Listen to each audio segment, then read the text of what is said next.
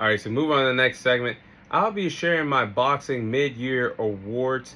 So the calendar year, we only have a few months left in the sport of boxing, a few months left in the calendar year 2025. If the year were to end today, these would be my mid-year boxing awards for these respective boxers that have earned the right to have these respective awards, in my opinion, in the sport of boxing. So starting off with Fight of the Year. Fight of the Year is very tough in my opinion, but I'll go ahead and give it to Chris Eubank Jr. and Conor Benn. I think Chris Eubank Jr. and Conor Benn was the best fight that we see in the calendar year 2025. Honorable mention, in my opinion, would be Gervonta Davis versus Lamont Roach. That was a really fun fight. But shout out to Conor Benn that moved up several weight classes to make that fight happen between himself and Chris Eubank Jr. And that fight was epic for all 12 rounds. It was a great fight. Both fighters stood in the pocket exchanging bombs. Both of them fought in the pocket for all 12 rounds. Neither guy was letting up. They gave us everything they had in the middle of that boxing ring. But it was Chris Eubank Jr. that pulled away in the later rounds to earn the unanimous decision victory. Both of these fighters are going to fight each other again in November. So I hope the rematch could be as special or even better than the first fight was between those two respective fighters. But they lived up to the hype and the expectations that we had, because the rivalry dated all the way back a few years ago to 2022. If you guys remember, those two respective fighters were supposed to fight each other in 2022, but the fight was canceled because Conor Benn was suspended from the sport of boxing for a long time, testing positive for 2 banned substances. I mean, the man was walking around like he was a ripped action figure, saying he ate 30 eggs a day.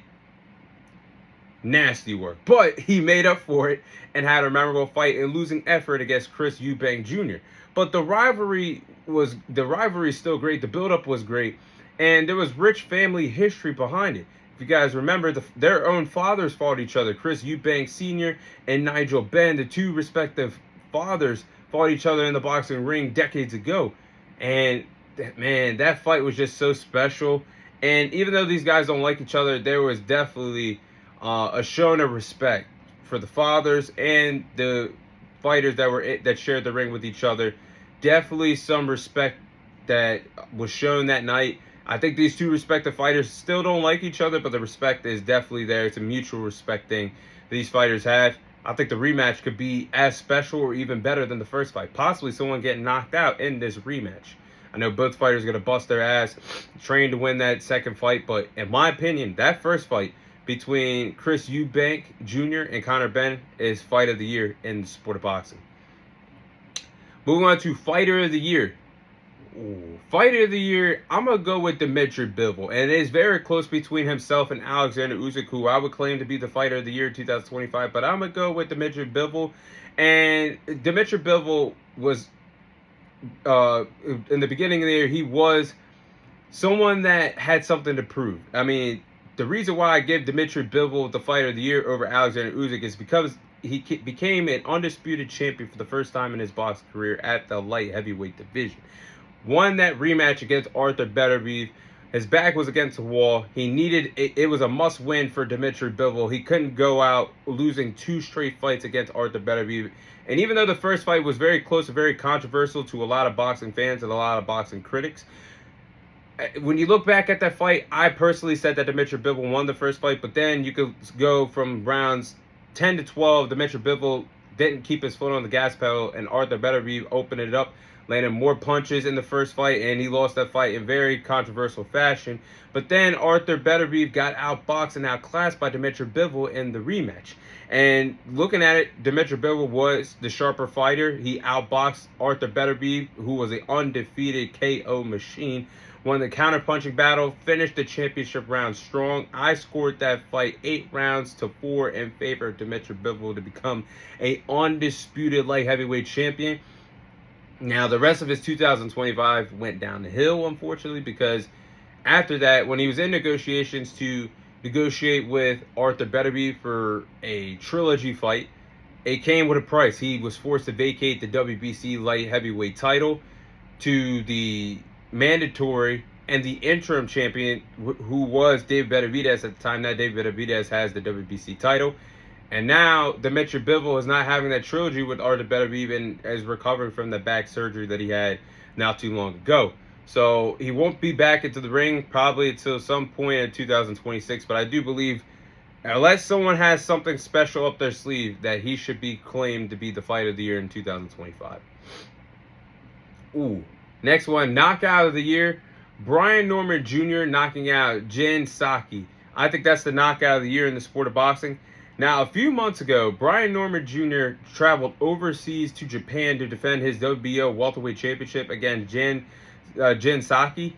Man, I mean, a lot of people clearly in the States didn't watch that fight because fights in Japan happen like 5, 6 in the morning on weekdays where people got to get up or go to work, or they're just still asleep in the States. But it was a strong performance by Brian Norman Jr. I mean, that sharp knockout that Brian Norman Jr. landed in the 5th round, that left hook that Jin Saki had, he couldn't prepare for it. It just came so fast.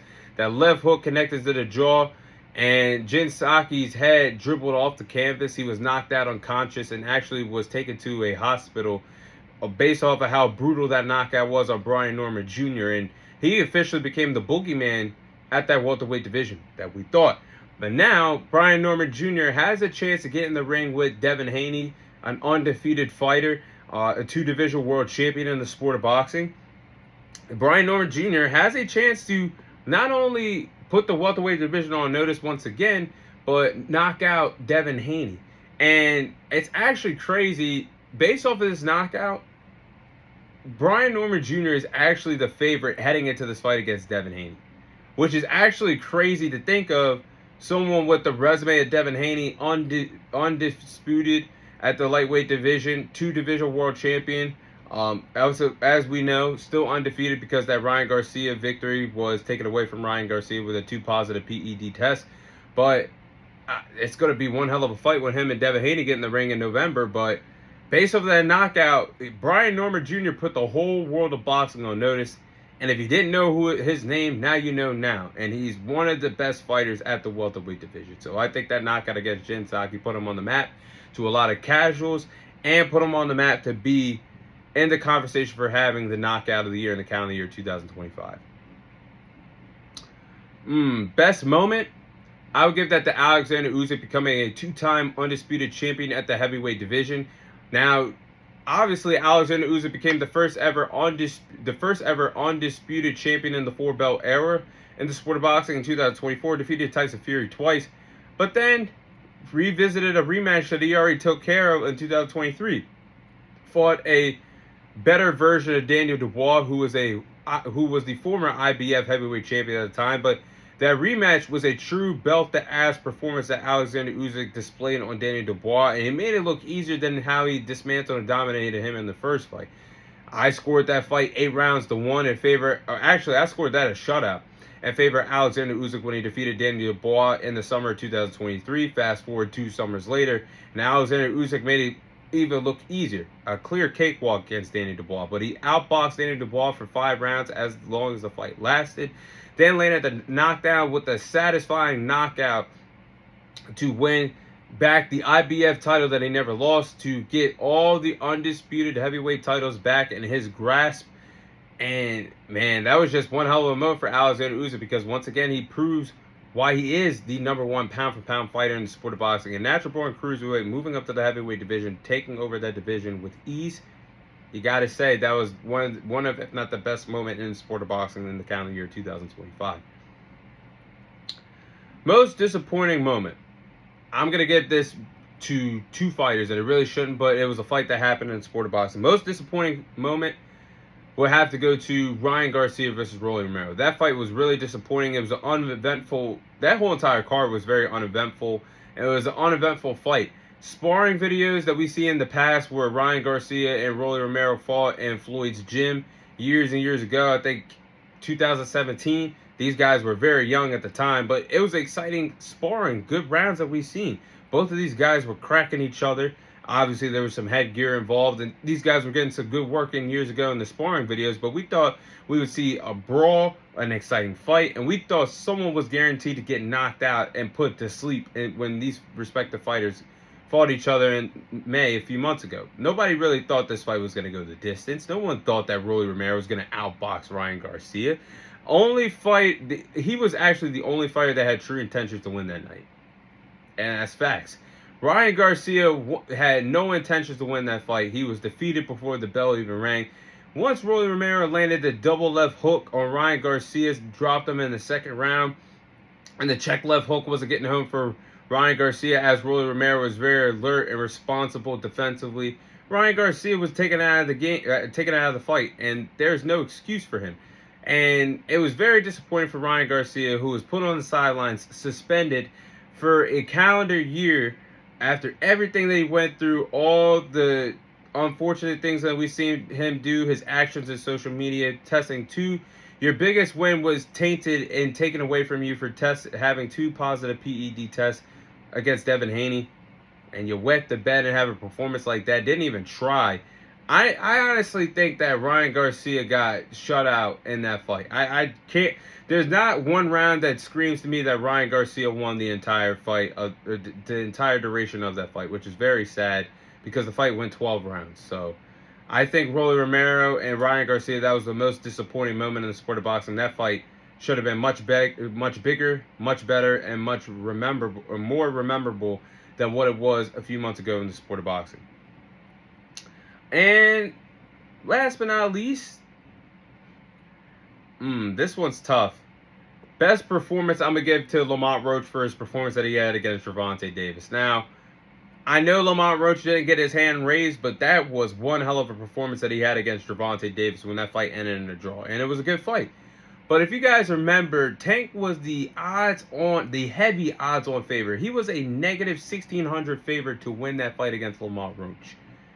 When your back is against the wall on the biggest stage, on the biggest platform that you ever been a part of, Lamont Roach came to fight. And looking at it, Lamont Roach came from 130. He was a WBA world champion at 130, moving up to 135, looked very comfortable moving up the lightweight. And he outboxed and outlanded punches against Gervonta Davis, who won the counter-punching battle. He stood firm in the pocket with Gervonta Davis for a 12-round fight, which is crazy. And he was great defensively against Gervonta Davis, laying the power shots, not letting Tank land the power shots. Was good in the high guard defensively, good with the rolling out the Philly shell. I mean, he made Tank do some uncharacteristic things in that ring, making Gervonta Davis take a knee after getting hit with a couple of jabs, and he had the grease in his eye and took a knee. We never seen Gervonta. Now, if you take a knee, that's okay, not the end of the world. Knockdowns happen. We've seen the greatest of all time knockdown, some all-time greats knockdown. But afterwards, you not knowing what the hell is going on, you go to the corner to get your eyes wiped down by Calvin with a towel. I mean, he was making Tank do some uncharacteristic things. And also was the second fighter in Tank's career to take him 12 rounds in a boxing fight. The first was obviously Pitbull Cruz when they fought in 2021. Then Lamont Roach became the second guy to do it in a 12-round fight. So I think Lamont Roach deserves to have the performance of the years thus far, based off of what he did, and rightfully really should have got his hand raised in that fight, but it didn't happen. But those are my mid-year boxing awards for the calendar year of 2025.